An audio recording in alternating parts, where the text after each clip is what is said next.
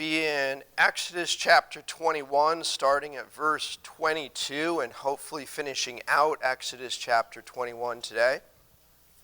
And hopefully also my voice holds up, coming off of a cold, and do not have my voice back entirely. Let's see. Pastor, could you open with a word of prayer? Lord, we're so thankful for your word. We ask you, Lord, and help with this voice today. May you work in our hearts to learn your word and to practice it faithfully to honor you. In Jesus' name, amen.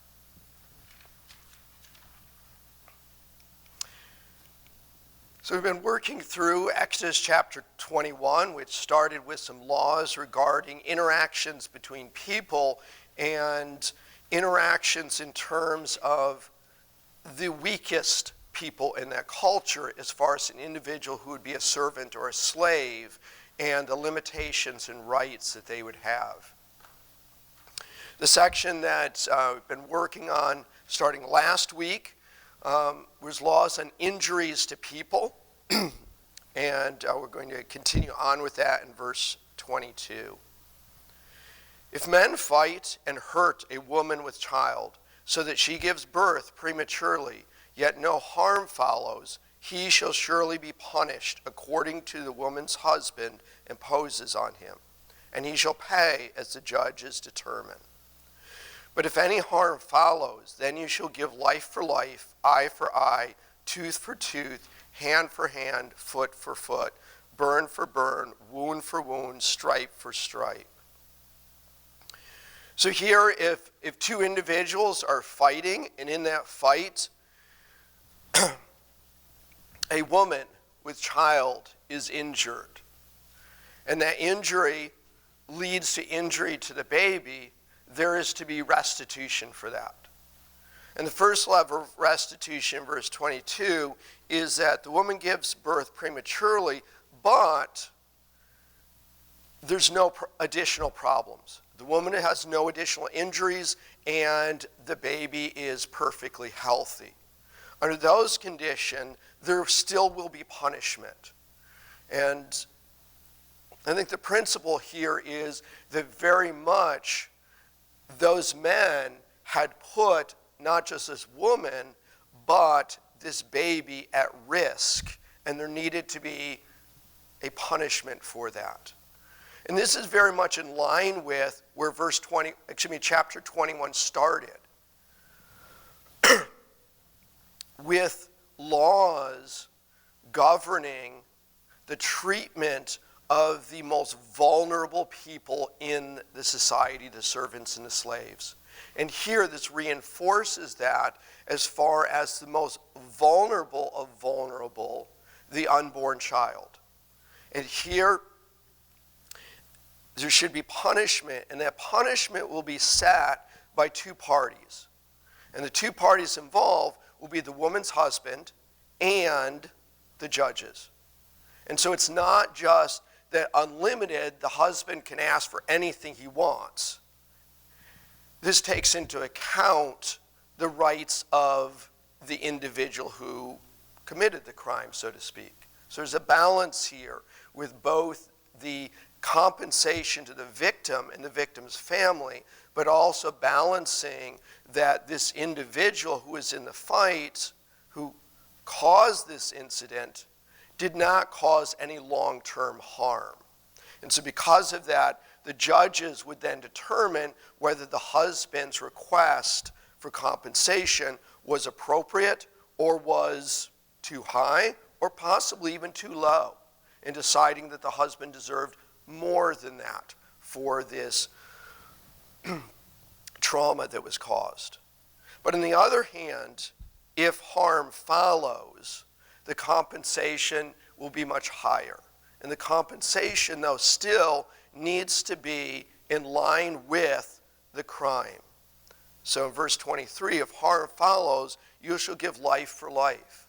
So if the baby is born and the baby then dies, this would be a capital offense. This would be murder. And the individual would be expected to be stoned. On the other hand, if it was a permanent injury this child would have to live the rest of their life with, the punishment needed to be an equal retribution. And here it's given in very colorful language as far as eye for eye, tooth for tooth, hand for hand, foot for foot, burn for burn, wound for wound, stripe for stripe. And often from the Western mindset and criticism, it's like, oh, this is very brutal. This is, everybody's going to end up with one eye in this culture, or everybody's going to end up blind in this culture. This is not a literal, if the baby has an eye injury that prevents them from being able to see, that the individual who created this fight, who was involved in this fight, would have their eye put out. That would be contrary to the entirety of the law, and it's very clear here that this is very much a law of equal retribution that's given in very, very colorful terminology, that the individual's punishment needs to be equal to the crime that they committed. So this is a matter of justice, not a matter of vengeance, of just lashing out violently at somebody who's committed a crime. That it is both compensating the victim equally for the damage to the victim, but on the other hand, the crime should not exceed, the punishment should not exceed the crime. And that was not unusual in ancient Near Eastern law. A thief who steals a loaf of bread under some ancient Eastern law might have lost their hand. That would violate the eye for an eye principle because a hand is significantly more valuable than a loaf of bread is. And the same thing would apply here in the case of this example of men fighting, hurting a woman who is pregnant, who goes into labor early and gives birth. We also see very much here God's value on the sanctity of life, whether that life is a full-grown adult, a child, or a child who has not yet been born. Because here, if any harm follows, you should give life for life as an indication. If that child dies, that is considered murder and would be a capital offense under the Mosaic law. Verse 26, we talked some about last week. If a man strikes the eye of his male or female servant and destroys it, he shall let him go, free for the sake of his eye. If he knocks out the tooth of his male or female servant, he shall let him go free for the sake of his tooth. And so we see here that a slave owner who's abusive loses his workforce. That the compensation in that case is that servant or slave who has now been permanently injured is no longer a servant or slave and is set free. And we had seen passages in Deuteronomy a couple weeks ago where when a slave is set free, they are not to go out empty-handed. They're to be given liberally from the flock, from the vineyard. They're to be compensated for the work that they've done when they are set free. And I don't think this would negate that. That slave or servant who has been permanently injured would likely have that same right of walking away with compensation, possibly even more so because they're walking into a life where they're having to live with this disability for the rest of their life, and they need to be compensated for that. And this goes along with what we saw in verse 20 last week, that if a master beats a slave and the slave dies, it's a capital punishment. The master would be stoned. Here, if there's permanent injury, the slave is set free as compensation. If there's an injury but not permanent, we saw that in verse 21 last week, that the individual slave who's been injured gets time off.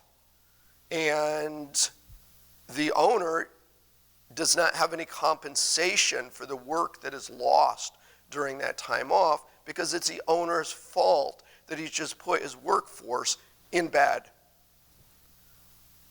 And so putting these three things together, we have that disciplining a servant or slave through corporal punishment, as far as a flogging or beating, is not disallowed under the Mosaic law. But there are limitations in that if it crosses the line of discipline into abuse and the slave or servant dies, that's a capital offense. If it's a permanent injury, the slave is free. If it is an injury that the individual can recover from, that is time off with medical care and food care provided by the owner who put them in bed, basically. And putting these together, there's kind of the underlying principle for that slave or servant owner. You need to treat your workforce appropriately. Yes, there are times where your workforce might need disciplining, and they can't really discipline their workforce by fining them, because it's a workforce who doesn't have any money to be able to pay for that. And so a physical discipline would be allowed. But if that physical discipline crosses the line into abuse, there is punishment for the slave owner. Because here the principle is that that slave or servant who's considered lower class has just as much value in terms of human life as the highest upper class individual would have. And that wouldn't have been true in other ancient Near East cultures, where to beat a slave and kill them would not even be a capital offense. It wouldn't even be an offense, because that individual would have been considered complete property, and the owner is allowed to destroy their property in any way they want to. Where here, God is pointing out that that is not the case. That servant or slave is working for the master. They are not the property. That both the master and the slave or the servant is the property of God Almighty, the Creator, under the Mosaic covenant.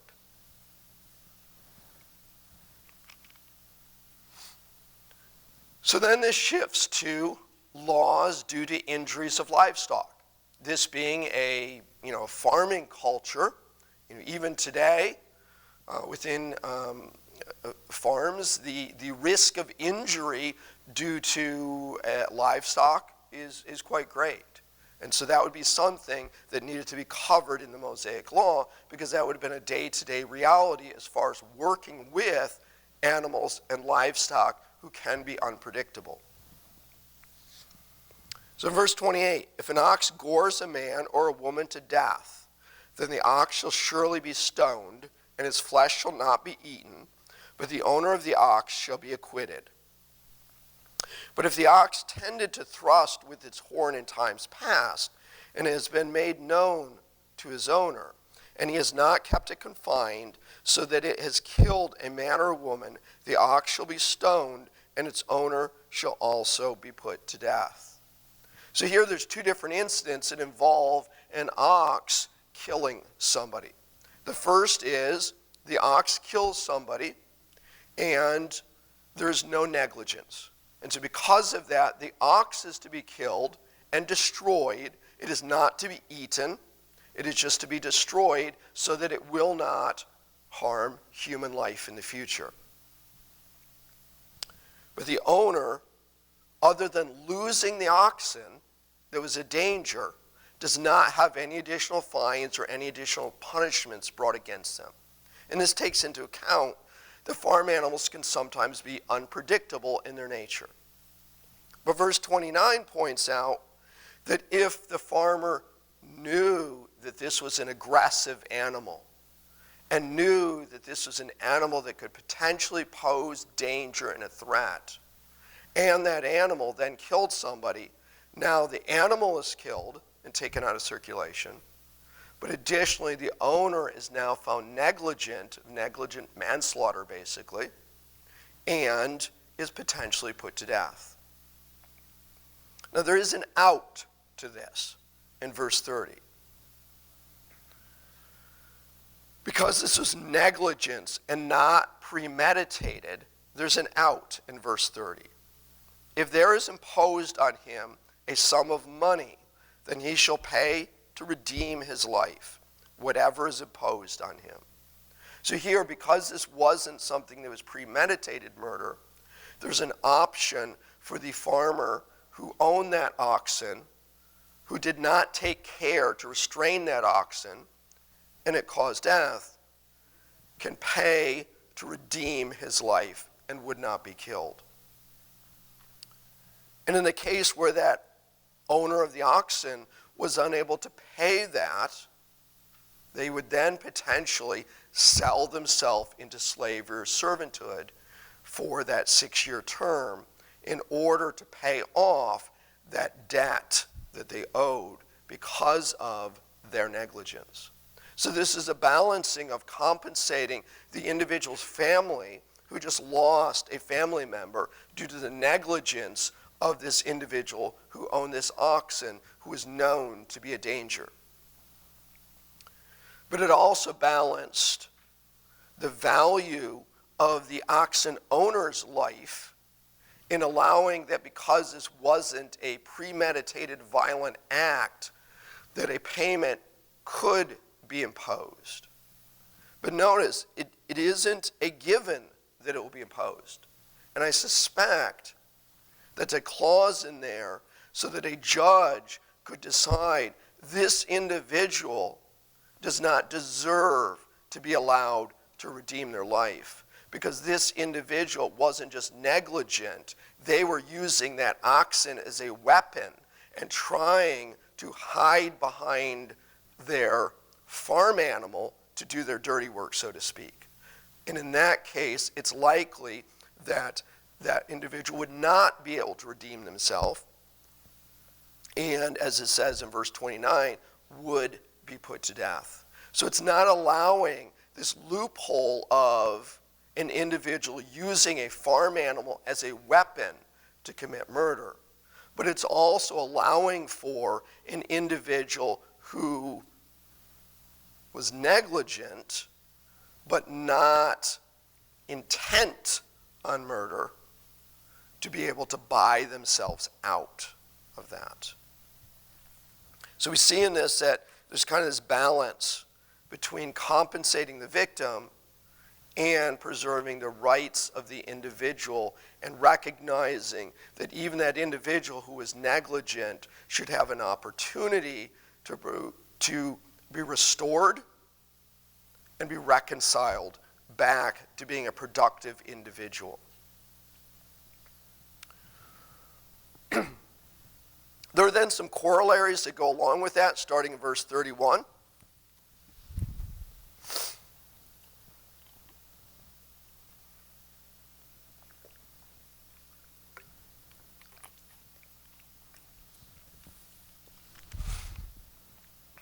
Whether it has gored a son or gored a daughter, according to this judgment, it shall be done to him. If the ox gores a male or female servant, he shall give to their master 30 shekels of silver, and the ox shall be stoned. So here this goes on to extend and say, this isn't just a matter of an adult getting gored by an oxen. If a child, a son or daughter, is gored by an ox, the same penalties apply. And this reinforcing that in this culture, children's lives are just as important as adults. But to our Western culture, that wouldn't seem like something that would be needing to be, potentially reinforced, because in Western culture, we typically consider children to be important. But that's not always the case, in that some will be like, well, children are just mouths to feed who aren't doing anything productive. So if the ox gores them, we have just one less mouth to feed. That doesn't fly in God's law here as far as the Mosaic law. It's saying that, no, this applies whether it's an adult, whether it's a child, and in verse 32, whether it's a slave or servant. Now the price is set on the slave or the servant where it isn't on the others at 30 shekels. But it still shows that the slave or servant has a set value. Whereas in some ancient Near East culture, well, a slave gets gored by an axe, you just get a new slave. There's also a limit put on there because it'd also be understood that in this case, a servant or slave being gored by an ox is more of a workman's comp claim than a negligence or premeditated murder type of deal.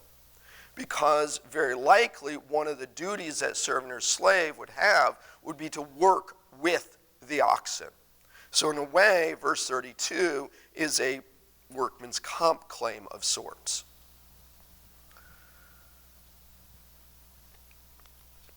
We then get into some additional scenarios here in verse 33.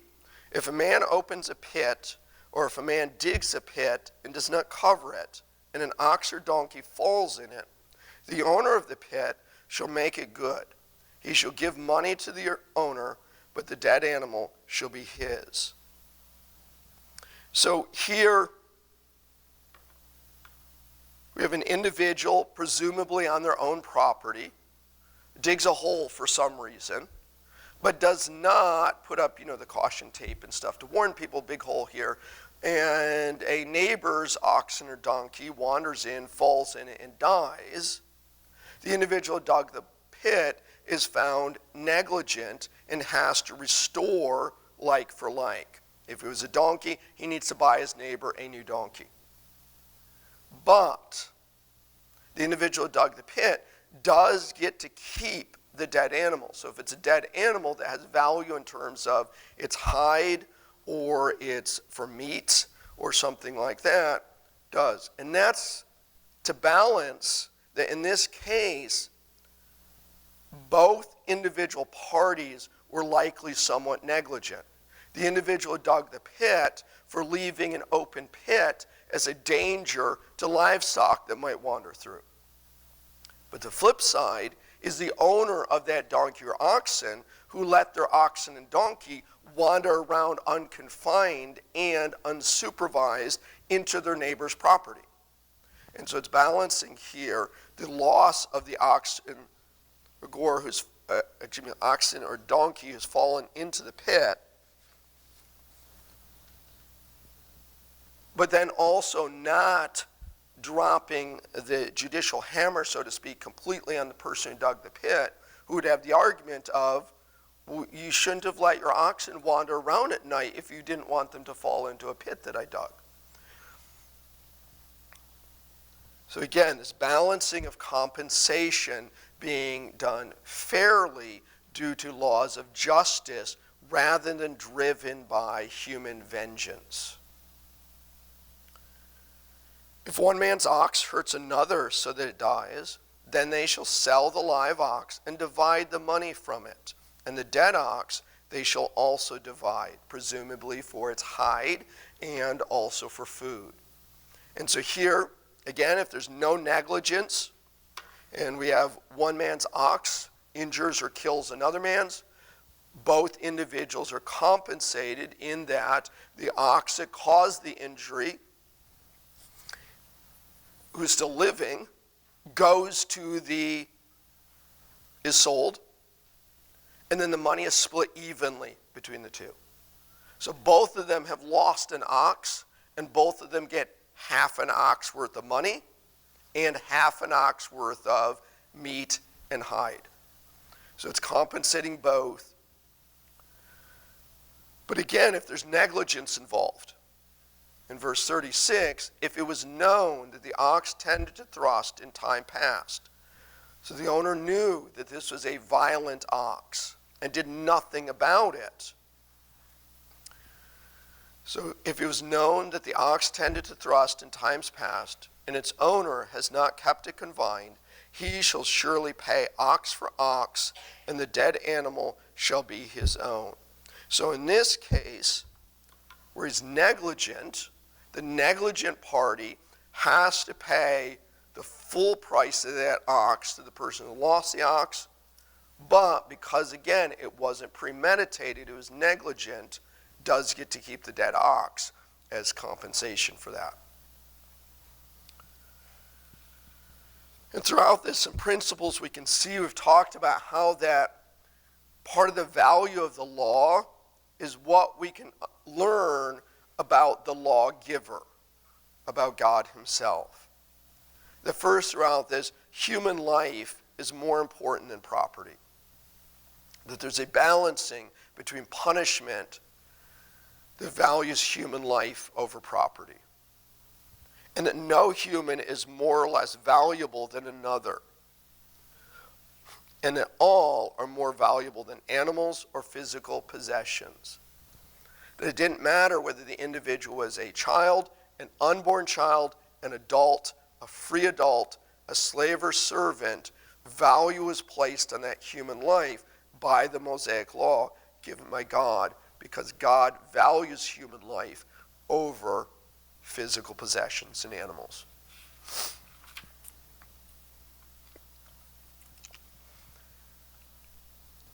So let's move on into chapter 22. Chapter 22 now shifts from laws about living things to laws about property. This is one of the reasons we can see what God values, in that the laws that were given here under the Mosaic law started with laws involving people and involving the most vulnerable people first, servants or slaves. And then it's moving to laws involving injuries and now laws involving property. Because an individual's property is important, but not as important as human life. And so the way the law is structured in terms of how it's presented emphasizes that, in that property laws are important, but they're not more important than laws of humans that it started with.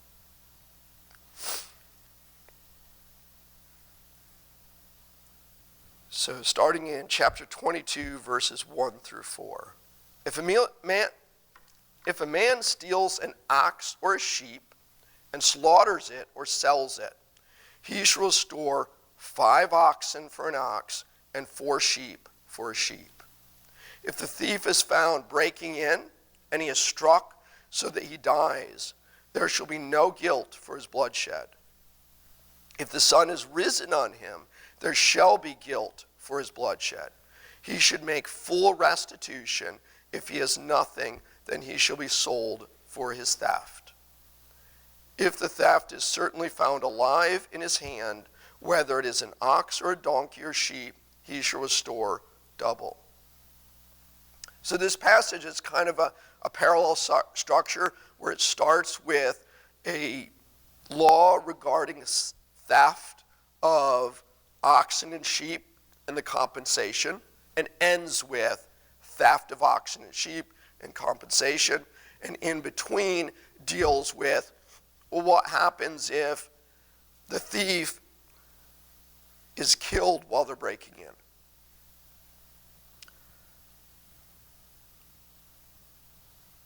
Now, a casual reading of this, we might think it contradicts itself. Because in the first verse, a man who steals an ox or a sheep has to repay 5 ox for 1 ox, 4 sheep for 1 sheep. But yet, in verse 4, doesn't matter whether it's an ox, a donkey, or a sheep, the restoration is double. But that's where we have to look at the details here. In verse 1, the individual hasn't just stolen an ox, hasn't just stolen a sheep.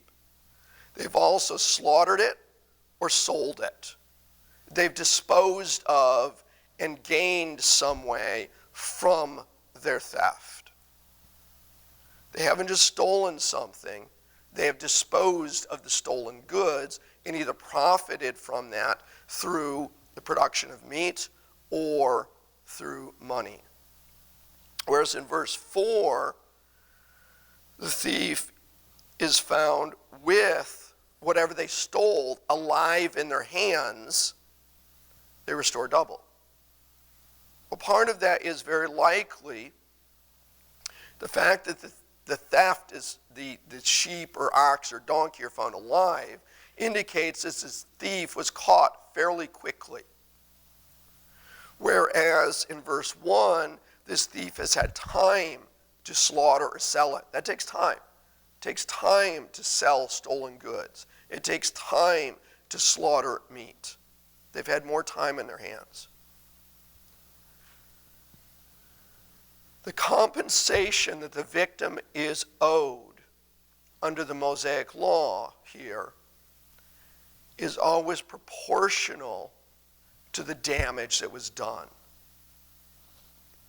First, in verse 1, you notice that an oxen that's slaughtered or sold is worth 5, a sheep is only worth 4. It's like, well, why is that?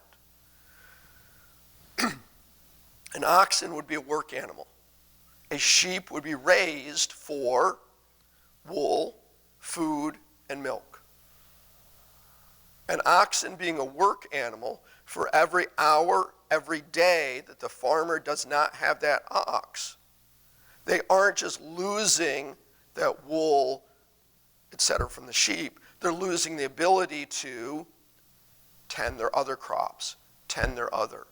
So a day's loss of an oxen is potentially much greater than a day's loss of a sheep. Because a sheep could wander off and be lost on its own for a day or two and probably not really be missed. Because when it comes back, you still have the wool, you still have the meat, and potentially can milk it. And likely, if it is a sheep that is being milked, it probably will wander back sooner so that it either can be milked or be reunited with its young, because otherwise it's going to be in pain. So because of that, first off here in verse 1, the oxen is given a greater price in terms of compensation, because that loss of the oxen for a time would be a much greater burden on the individual who lost it. In verse 4, if the oxen is found alive, it's very likely that in this scenario, the thief has been caught very quickly.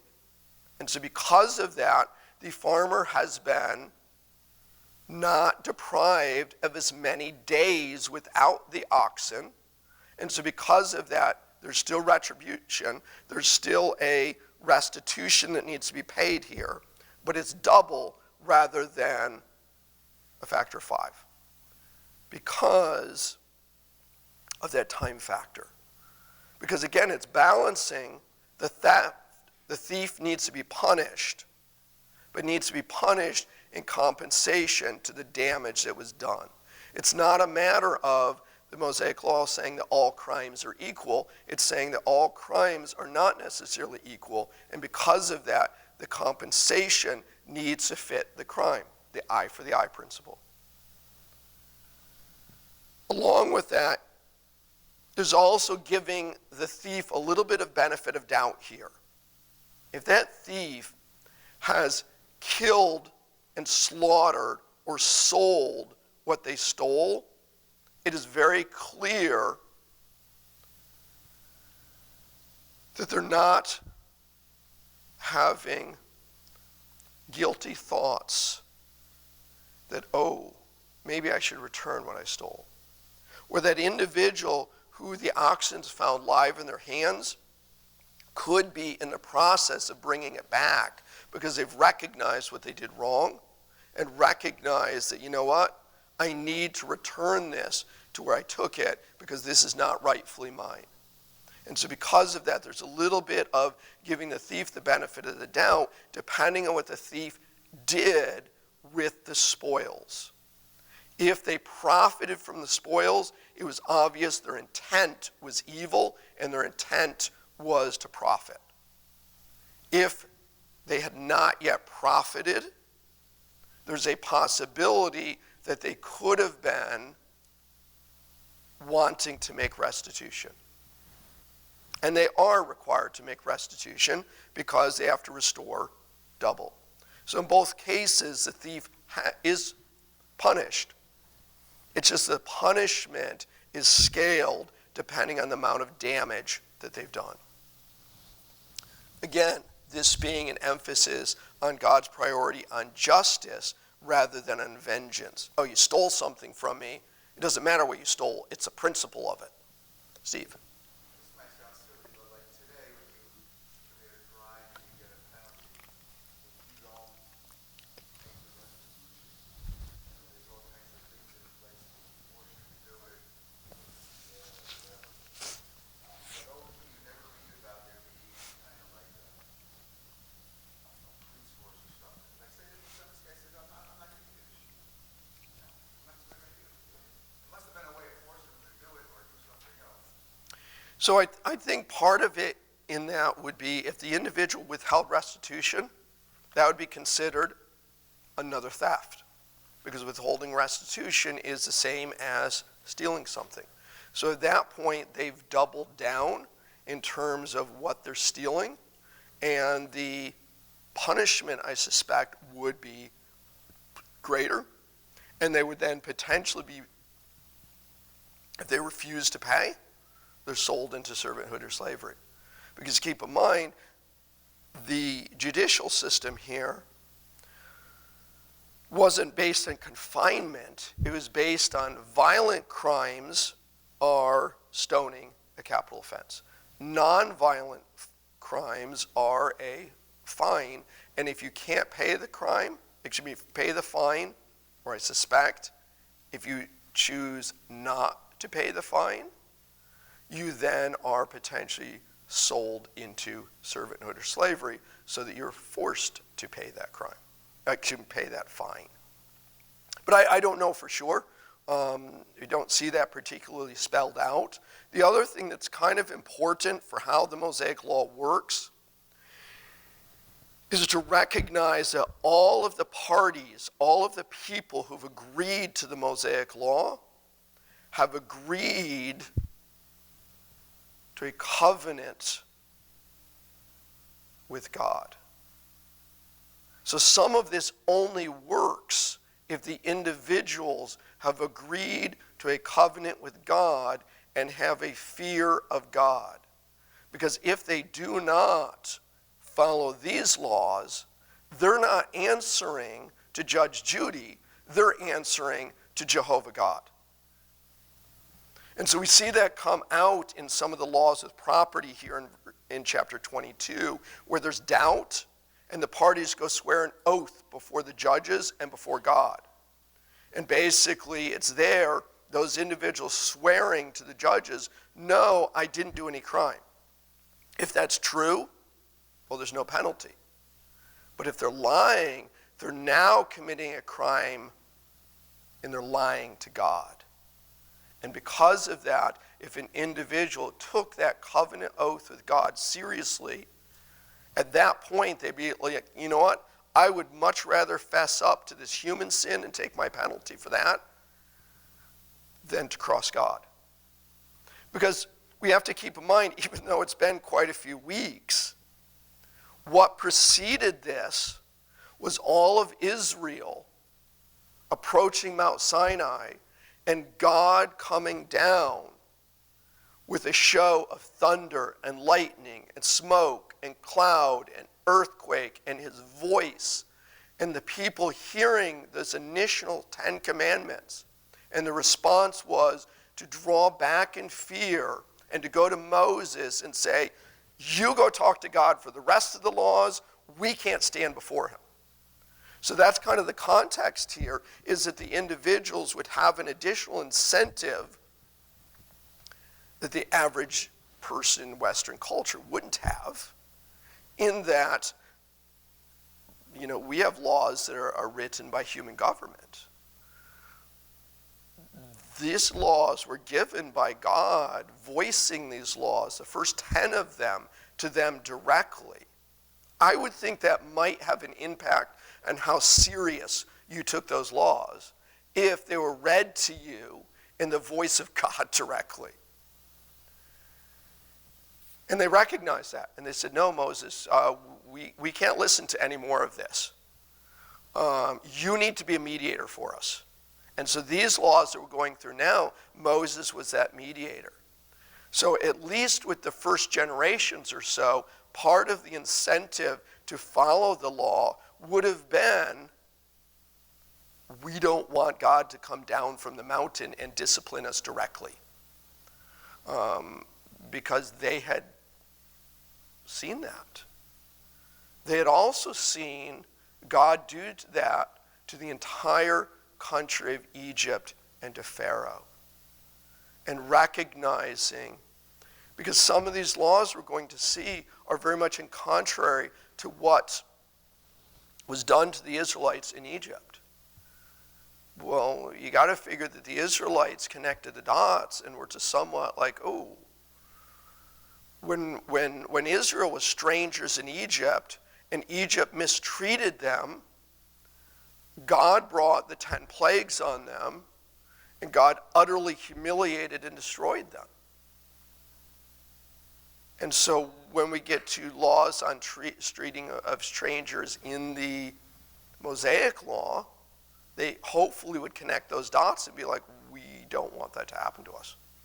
So I think there may have been a little bit of that also, that the Mosaic law given to a specific people, the nation of Israel, at a specific time, had some additional enforcement with it that we sometimes forget, is that if they didn't repay it, they weren't just answering to the judges, they weren't just answering to Moses, they were answering directly to God Almighty. And some of these laws only work in that context, because some of these laws only work if both parties, both the criminal and the victim, were under that same covenant. Which is probably why there were such severe penalties for those who, instead of worshiping God, worshiped idols. Because we see it wasn't just violent crimes that were capital offenses under the Mosaic law, but there was also crimes in terms of against God, in terms of not worshiping him. You can kind of see how, if those individuals did not respect God as the one true God, would they respect any of the covenant? And so because of that, under the Mosaic law, that was a capital offense, because those would be the individuals that if they stole something, they wouldn't pay it back. If they did any crime, they'd be like, what's this? And so because of that, the penalty for them became capital punishment. I think that's partially why the laws in terms of dishonoring God and dishonoring parents were considered a capital offense, just like violent crimes are. I mean, we can understand why a violent crime would be a capital offense, but not worshiping God correctly? Well, that's the foundation. Because this whole covenant law falls apart if the people who are under it do not have respect for God-given authority and refuse, when they are caught, to pay that fine or to do whatever the penalty is. Then it becomes a dishonoring of God, and dishonoring of God under the Mosaic law was a capital offense. And I think that's probably why, is because it doesn't work if the individuals don't have a complete and utter. That's partially why, even though there's principles in Old Testament Mosaic law that can apply to governments today, like the United States government, but cannot be in whole, because this was a law that was given specifically to a specific people at a specific time, who every one of them, we sometimes overlook this, but back when they met at Mount Sinai, the people agreed unanimously to God's terms. What other nation could say that today? Which is partially why I think we have to be careful in looking at the law. The law was given by God to a particular nation who agreed to those laws because every one of them was under that covenant that they agreed to, as opposed to like the United States, which is a much broader secular government. The same laws don't quite work the same. Does that sort of make sense? And does that also answer your question and some things that were kind of tangentially related to your question?